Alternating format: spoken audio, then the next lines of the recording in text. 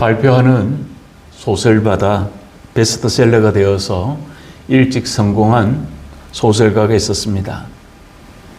여러 사람들의 인정을 받고 또 인기를 누릴 때 그 소설가는 20대에 이미 많은 사람이 부러워할 만한 부와 명예를 쌓고 있었습니다.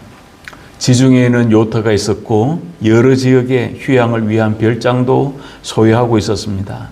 매일 호화로운 삶을 누리며 마음껏 사치를 부렸지만 계좌의 돈은 오히려 점점 늘어만 갔습니다. 그가 쓴 소설을 읽고 삶의 의미를 가졌던 독자들은 감사의 편지도 매일 보냈습니다. 모든 것을 얻었고 원했던 삶을 살아가고 있었던 이 소설가는 40세가 되던 해에 벼랑간 자살을 시도하게 됩니다. 다행히 자살은 실패했지만 더 이상 살아야 할 이유를 찾지 못하겠다면서 방 안에서 소리 지르며 지내다가 1년이 지난 후에는 세상을 떠나고 말았습니다. 벨라미 그리고 여자의 일생과 같은 명작들을 남긴 모파상의 묘비에는 이런 글귀가 있습니다. 모든 것을 갖고자 했지만 아무것도 갖지 못했다라고 적혀 있습니다. 이는 그가 죽기 전에 사람들에게 가장 많이 했던 말이라고 합니다. 그런 것처럼 우리는 어떤 소유를 하고 있는가를 우리는 돌아볼 수 있어야 됩니다. 우리들은 또 어떤 삶을 살아가고 있는가를 바라보면서 믿음의 삶의 방향과 가치를 생각할 때 저는 오늘 이 본문을 통해서 소유권 이전이라는 제목 하에 하나님의 말씀을 함께 살펴보고자 합니다. 그래서 이 소유권 이전이라고 할 때 첫 번째는 어느 방향에 소유권을 두고 있는가를 살펴봐야 합니다. 그래서 오늘 본문은 이렇게 시작합니다.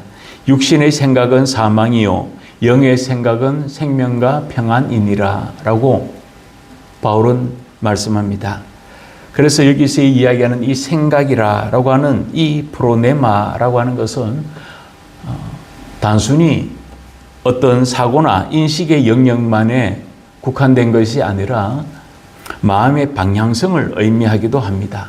그래서 육신의 생각 이야기할 때 이 육신이다라고 하는 이 사르크는 성경적인 부분에서 살펴보면 그 의미는 하나님을 거부하는 타락한 본성을 이야기할 때 육신이라고 그렇게 언급하기도 합니다. 사람은 어느 누구나 생각에 지배를 받게 되어 있습니다.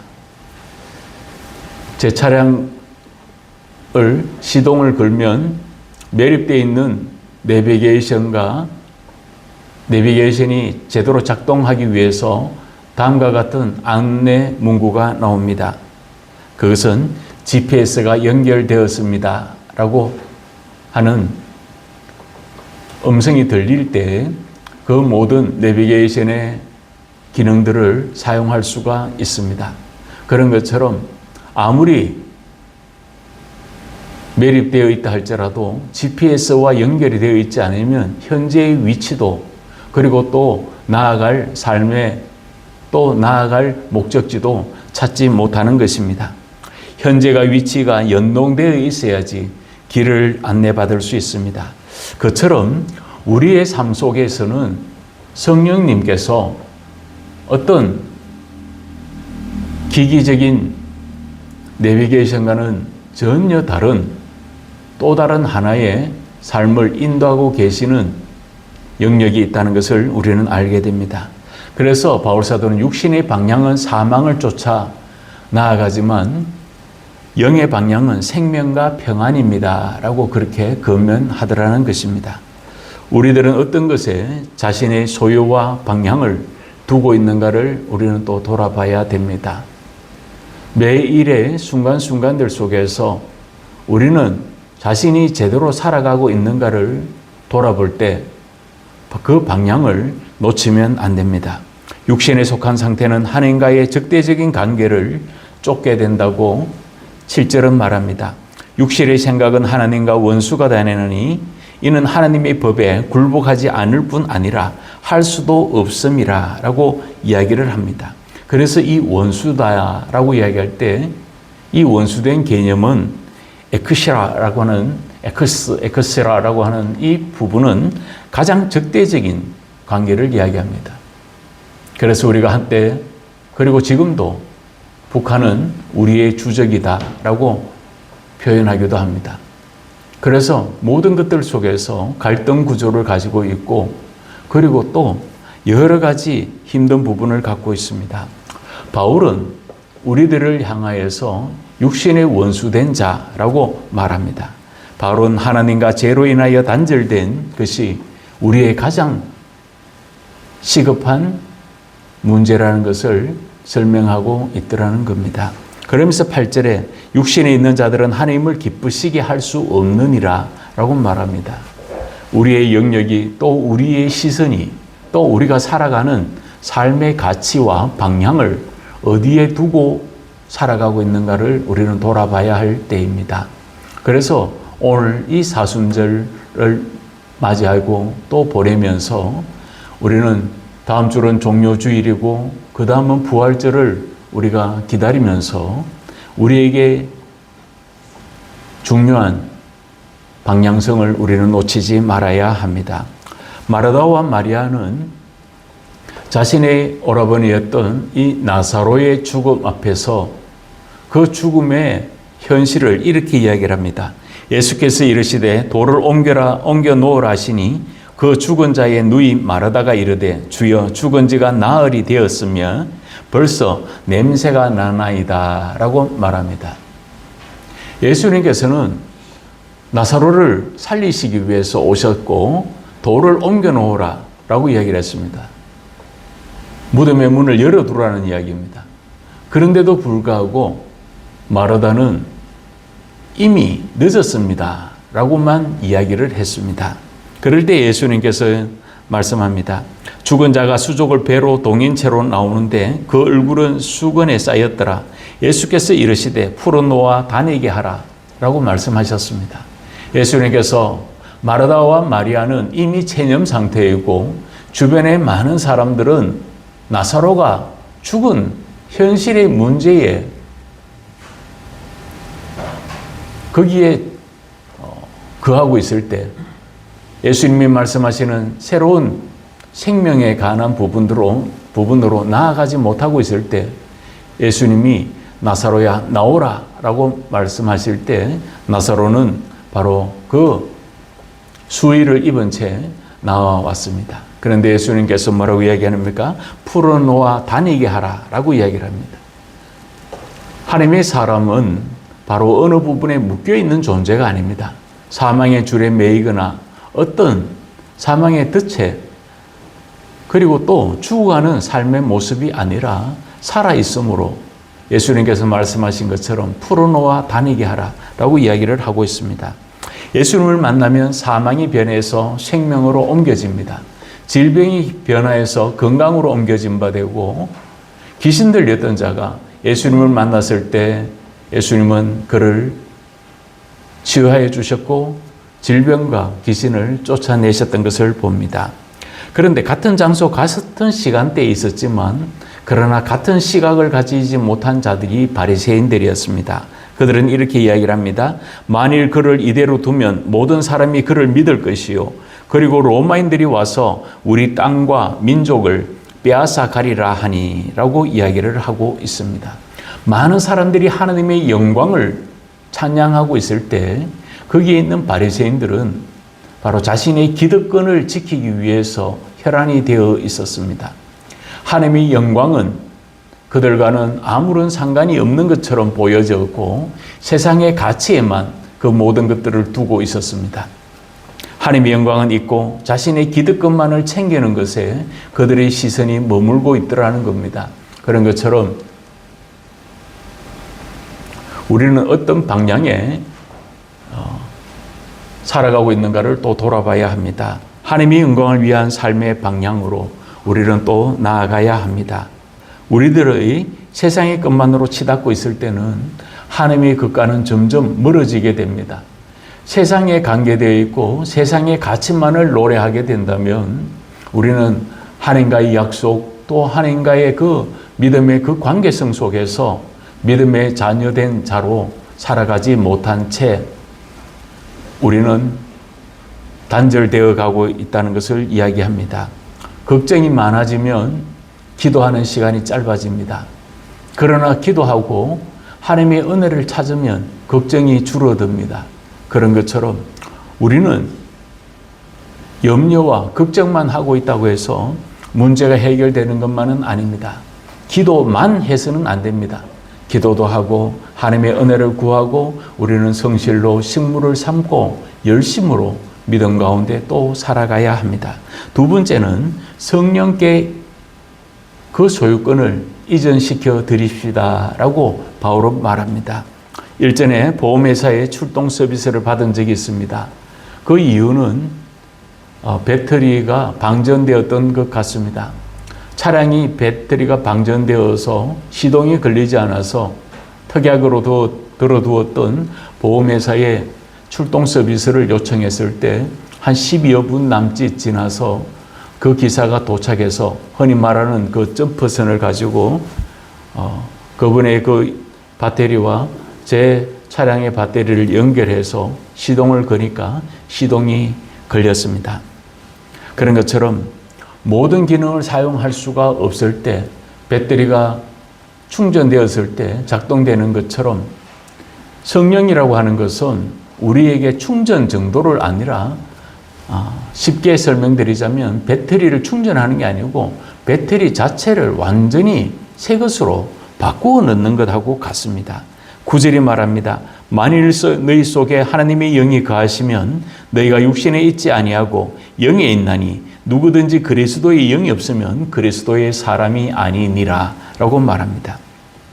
그래서 여기서의 거한다 라고 하는 표현을 씁니다. 이 오이케오라고 하는 이 단어는 단순히 어떤 손님으로 나그네로 그리고 또 관광객으로 와 있는 것을 이야기하는 것이 아닙니다. 바로 그것은 주인이 그 자리에 그곳에 자리를 차지하고 모든 것을 자리매김해 가는 모습을 이야기할 때 거한다라고 하는 이 오이케오라고 하는 말을 사용합니다. 성령님은 우리 안에서 주인으로 또 소유권을 가진 분으로 그렇게 살아가기를 원하시는 것입니다. 그래서 누구든지 그리스도의 영이 없으면 라고 이야기를 합니다.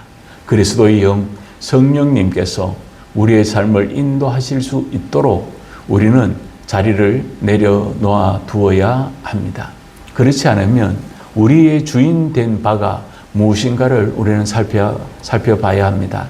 예전에 제가 전도 단체에 그리고 또 CCC와 같은 그런 선교 단체에서 교육을 받을 때 거기 보면 요즘은 사용하는지 모르겠는데 예전에는 그 원형에 의자가 있습니다.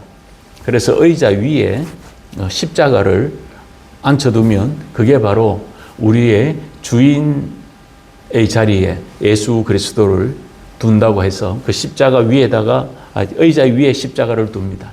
그런데 내 중심으로 살아가는 삶은 바로 그 의자 밑에다가 십자가가 바로 의자의 위에 있는 것이 아닌 바로 주인이 아닌 바로 예수님은 점점 우리들의 마음 밖에 그렇게 위치하도록 그 원형 밖으로 밀려나가는 것이 그 관계성을 그렇게 설명하고 또 전도 훈련을 받을 때 했던 것이 기억납니다. 그런 것처럼 우리들의 삶의 주인은 누구이겠습니까? 그래서 우리가 이 혼탁한 시대에 힘들고 어려운 경제적으로 힘들고 사회적으로 힘들고 세계적인 또 이런 부분들 속에서 우리가 힘들고 어려울 때 분명히 우리는 또 다른 것을 바라봐야 합니다. 하나님께서 에스겔 36장을 통해서 우리에게 약속하신 바가 있습니다. 또 새 영을 너희 속에 두고 새 마음을 너희에게 주되 너희 육신에서 굳은 마음을 제거하고 부드러운 마음을 줄 것이며 라고 이야기를 합니다. 하나님과의 관계가 멀어질 대로 멀어져 버렸고 피폐해질 대로 피폐해져 버린 그런 영성을 지닌 자들에게, 믿음의 사람들에게 하나님은 새로운 회복을 말씀해 주셨습니다. 그래서 에스겔 37장에 보면 오늘 교회력 본문으로 공동 본문인 이 부분에서 나를 그 뼈 사방으로 지나가게 하시기로 본즉 그 골짜기 지면에 뼈가 심이 많고 아주 말랐더라 라고 기록하고 있습니다. 에스겔이 하나님의 말씀을 받고 그 골짜기로 내려갔더니 그곳에 수많은 뼈 무덤이 있었는데 모든 것이 다 메말라 있는 상태였다고 그는 이야기를 합니다.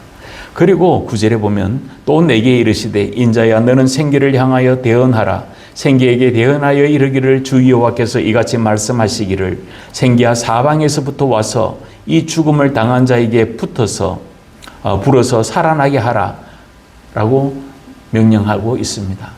모든 흩어져 있던 곳에서 사방에서 바로 이 생기가 모여서 그 사람 그 뼈에게 불으라고 이야기를 합니다. 그때 생기가 부러질 때 그 뼈에 죽어버린 메마른 뼈다귀에 하나님의 놀라운 은혜가 이루어진 것입니다. 성령께서 우리 안에 거하시고 또 함께 하실 때에 우리는 부활의 생명력을 회복하게 됩니다. 생명이라는 것이 어떻습니까? 그렇기 때문에 우리에게 있어서 가장 중요한 호흡, 그리고 또 살아가는 삶의 모습들 속에서 우리는 우리의 건강뿐만 아니라 우리의 생명을 우리는 또 더 소중하게 여겨야 합니다. 성령님이 함께 할 때 바울 사도는 로마서에 이렇게 이야기를 합니다. 이는 그리스도 예수 안에 있는 생명의 성령의 법이 죄와 사망의 법에서 너를 해방하였음이라 라고 말합니다. 죄와 사망에서부터 해방되고 자유로워질 수 있는 그 은혜의 통로, 그 길들을 우리에게 여신 바가 된다고 바울은 권면하고 있더라는 것입니다. 그런 것처럼 부활의 생명력을 지닐 때 무기력했던 자가 다시 한번 새 힘을 얻을 수 있고 소망을 가질 수가 있습니다. 어느 부분에서든지 간에 소망을 잃어서는 안 됩니다. 희망을 잃어서도 안 되고 꿈을 잃어서도 안 됩니다. 삶의 환경이 어떠하든지 현실의 모습이 어떠하든지 우리는 그 무기력함에서 벗어날 수 있기를 힘써야 합니다. 영원한 생명을 소유하고 있음을 확신할 때 찬양과 감사가 드러나게 되는 것입니다. 그래서 마지막으로는 바로 새로운 생명과 회복을 얻게 하신다는 것을 잊지 말아야 합니다. 10절이 말합니다. 또 그리스도께서 너희 안에 계시면 몸은 죄로 말미암아 죽은 것이나 영은 의로 말미암아 살아있는 것이니라 라고 이야기를 합니다. 그러면서 지금의 상태가 어떠한가를 주의해보라 라고 말씀하고 있습니다. 그래서 우리가 한 가지 중요한 것은 육체는 여전히 연약하고 죽음의 영향을 받고 있는 채로 살아가고 있지만 우리의 영은 전혀 다른 삶의 모습을 가지고 있다고 이야기를 합니다. 새로운 변화가 이루어지고 있다고 말합니다. 새로운 생명으로 역사하시고 또 우리 안에서 살려주신다라고 성경은 말합니다. 그래서 오늘 본문 끝절에 11절에 보면 예수를 죽은 자 가운데서 살리신 이의 영이 너희 안에 거하시면 그리스도 예수를 죽은 자 가운데서 살리신 이가 너희 안에 거하시는 그의 영으로 말미암아 너희 죽을 몸도 살리시리라 라고 말씀하고 있습니다. 그래서 이 살리신다 라고 하는 이 표현은 조포예요 라고 읽습니다. 바로 생명이 넘쳐나게 하시고 또 다시 살아나게 하심을 이야기하고 있는 것입니다. 오늘 저와 여러분들은 어느 부분에서 무기력해지고 또 어떤 삶의 모습 속에서 낙심하고 있습니까? 시편의 기자가 우리가 읽었던 교독문 성시교독에서 이렇게 이야기를 합니다. 시편 130편에 파수꾼이 아침을 기다림보다 내 영혼이 주를 더 기다리나니 참으로 파수꾼이 아침을 기다림보다 더하도다. 이스라엘아 여호와를 바랄지어다. 여호와께서는 인자하심과 풍성한 속량이 있음이라 라고 말하고 있는 것입니다. 그런 것처럼 우리는 어느 부분에서 하나님의 거룩한 은혜를 두고 나아가고 있는가를 또 돌아볼 수 있어야 합니다. 예수 그리스도를 살리신 그 하나님의 능력이, 하나님의 그 권세가, 그 권능이 우리에게 한없는 은혜가 되고 생명이 되고 능력이 된다는 것을 바울 사도는 권면하고 있습니다.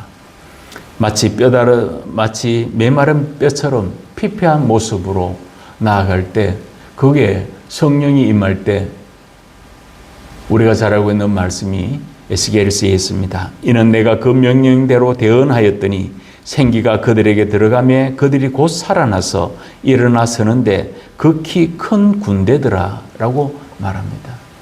죽음의 장소였습니다. 뼈무덤밖에 없는 그곳에 하나님의 놀라운 생계가, 하나님의 영이 임할 때 성경이 뭐라고 이야기하냐면 큰 군대를 이루었더라 라고 이야기를 합니다. 뼈 자체로 CG 처리를 해서 이루어지는 일들이 아닙니다. 바로 뼈 위에 힘줄이 붙고 살이 붙고 피가 흐르고 그래야 해서 큰 군대가 이루어졌다고 성경은 말씀하고 있습니다. 나약했던 자가 군사가 된 것입니다. 또 무기력적에 빠져있던 자가 강성한 군사가 된 것입니다. 그런 것처럼 우리에게 하나님의 성령이 임하시고 성령님이 우리와 함께 하실 때 우리는 다시 한번 힘을 얻을 수 있고 메마른 그 뼈가 변하여서 큰 군대가 된 것과 같이 하나님은 오늘 우리를 통해서 위로와 회복을 더하여 주실 것입니다. 우리가 잘 알고 있는 것처럼 야곱이 형 에서와 화해의 장소로 나아갈 때 그는 그 두려움, 형들이 가지고 있는 그 사병들을 두려워했습니다. 그 군대를 두려워했습니다. 형은 바로 사냥꾼이어서 얼마나 힘이 센지 모릅니다. 기력도 좋습니다. 그런데 그 형을 두려워할 때 하나님께 기도하며 나아갈 때 하나님이 그를 화해의 장소로 이끌게 하십니다. 그런데 그 성경에 보면 이런 말이 있습니다. 창세기 32장에 야곱이 길을 가는데 하나님의 사자들이 그를 만난지라 야곱이 그들을 볼 때에 이르기를 이는 하나님의 군대라 하고 그 땅 이름을 마하나임이라 하였더라 라고 이야기를 합니다. 우리에게 있어서 우리는 어떤 걱정과 염려가 있습니까? 두려움이 있을 수밖에 없는 현실입니다. 앞날에 대한 미래에 대한 걱정과 염려도 있습니다. 취업을 준비하는 젊은이들은 취업에 대한 두려움을 가지고 있습니다. 그리고 또 살아가는 모습들 속에서 어떻게 해야 이 힘든 세상을 살아갈까라고 생각할 수도 있습니다.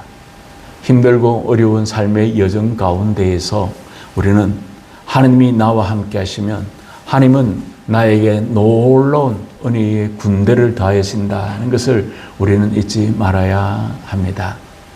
그래서 엘리사가 그랬던 것처럼 엘리사는 도단성이라고 하는 마지막 그 보루에 있을 때 그곳에서 아람의 군대가 그들을 공격하는 수많은 군대를 바라보았던 엘리사의 몸종은 굉장히 두려워했습니다.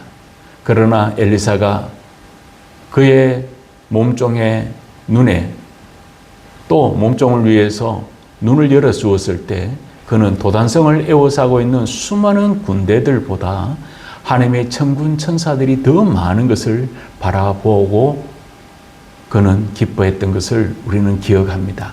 그런 것처럼 현실의 그 삶들 속에서 하나님은 우리를 더 이끌어내십니다. 그래서 우리가 소유권을 하나님 앞에 내어드릴 때, 소유권을 이전시켜 주실 때, 그 소유권이 이전이 성령님께서 우리 안에 들어오시고 우리와 함께 하시고 우리를 억압하거나 우리를 지배하시는 것이 아니라 우리와 함께 하시고 우리를 다스려 가십니다. 그래서 예수님께서는 이렇게 말씀하셨습니다.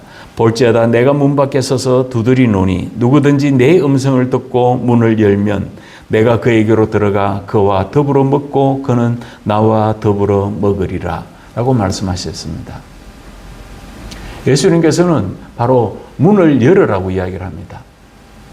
예수님께서 충분히 그 문을 부술 수도 있습니다. 그리고 진입할 수도 있습니다. 모든 것을 진압할 수도 있습니다.